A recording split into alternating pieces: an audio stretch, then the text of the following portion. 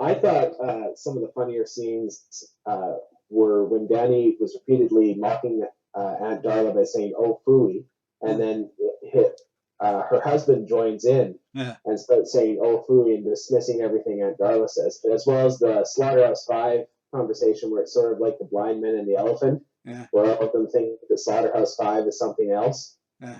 instead of what Slaughterhouse Five is.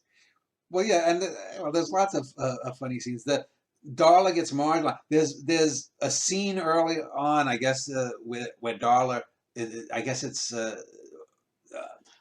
I don't think it was 69. It might have been 71 or 72 that the real life Aunt Darla had to have a mastectomy or a Yeah, lumpectomy at the time, and my mom said that she liked the Aunt Darla, the real Aunt Darla, a bit more when she was like that. So I tried to humanize her a bit there, but then she's still putting people down, and she'll she yeah, apologizes in her way to your mom. yeah, Right? by saying that Helen should apologize and whatnot, but there's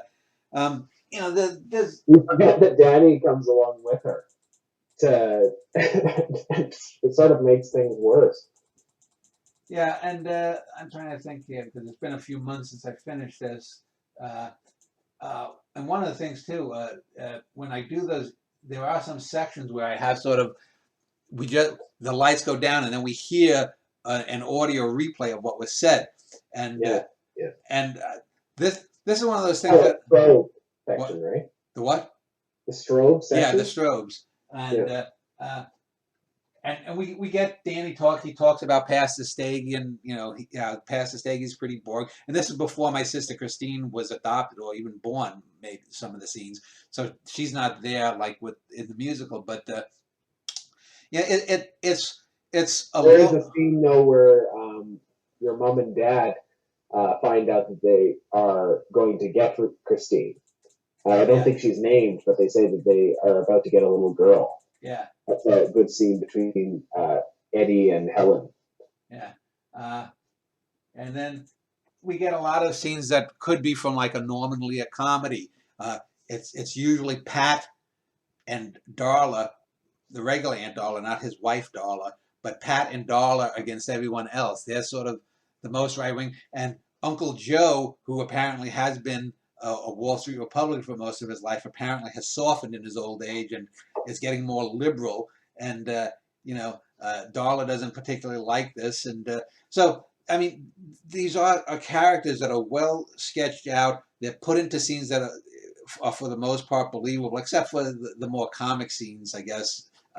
But even though those work, we get, like I said, we get Danny. We see the older version of Danny narrating, but we see how Danny becomes Danny because even as a kid, I remember my cousin Janie. I just remember seeing the first time I saw her in a bikini. I being 4 or 5 years old, going,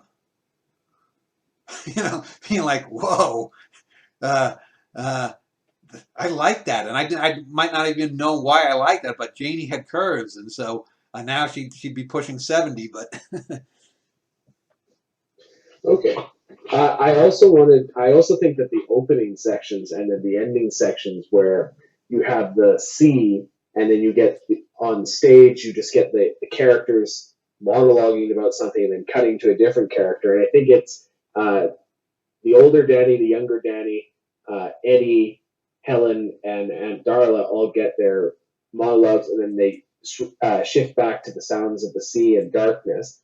And I thought that that was a very effective opening and closing. and there's also from Woody Allen that I took that Yeah, the from opening, Interior. yeah, interiors, and then also the end because I wanted